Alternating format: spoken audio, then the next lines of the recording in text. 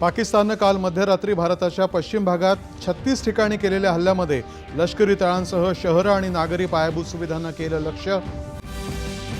भारतानं आपल्याच धार्मिक स्थानांवरती हल्ला केल्याचा पाकिस्तानचा अजब दावा फेटाळत पाकिस्तानच धार्मिक तेढ निर्माण करण्यासाठी धर्मस्थानांना लक्ष्य करत असल्याचे भारताने दिले पुरावे।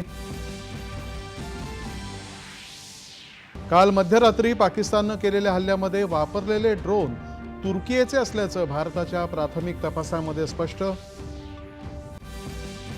नियंत्रण रेषेवरती लष्करी कारवाई सुरू असतानाही पाकिस्तानने नागरी हवाई वाहतूक सुरूच ठेवून आपल्याच नागरिकांचा केला ढालीसारखा वापर। भारताचं मात्र मानवी आणि संयमी प्रत्युत्तर। पाकिस्तानने केलेल्या सर्व हल्ल्यांना भारताच्या सशस्त्र दलांनी केलं निष्प्रभ। हल्ल्यामध्ये काही भारतीय जवान शहीद तर काही जवान जखमी।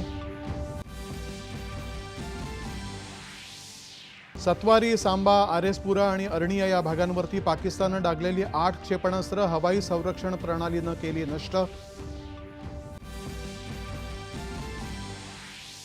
जम्मू काश्मीरच्या सांबा जिल्ह्यामध्ये आंतरराष्ट्रीय सरहद्दीवरून घुसखोरी करण्याचा प्रयत्न सीमा सुरक्षा दलानं उधळून लावला। 7 दहशतवादी ठार। खबरदारीचा उपाय म्हणून उत्तर, मध्य आणि पश्चिम भारतातील 24 विमानतळ पुढील आदेश येईपर्यंत बंद राहणार। पाकिस्तान दहशतवादाला पोषण्यासाठी आंतरराष्ट्रीय नाणेनिधीचा वापर करत असल्यामुळे त्यांना कोणत्याही प्रकारचं कर्ज देऊ नये, भारताची IMF कडे आग्रही मागणी।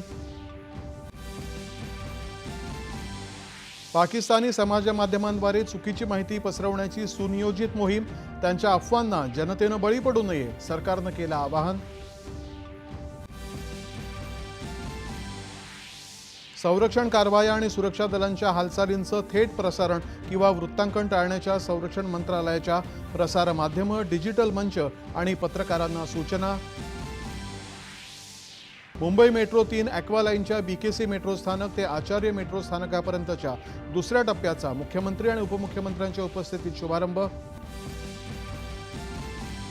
आणि भारत पाकिस्तान तणावाच्या पार्श्वभूमीवरती IPL क्रिकेट स्पर्धा एका आठवड्यासाठी स्थगित करण्याचा BCCIचा निर्णय।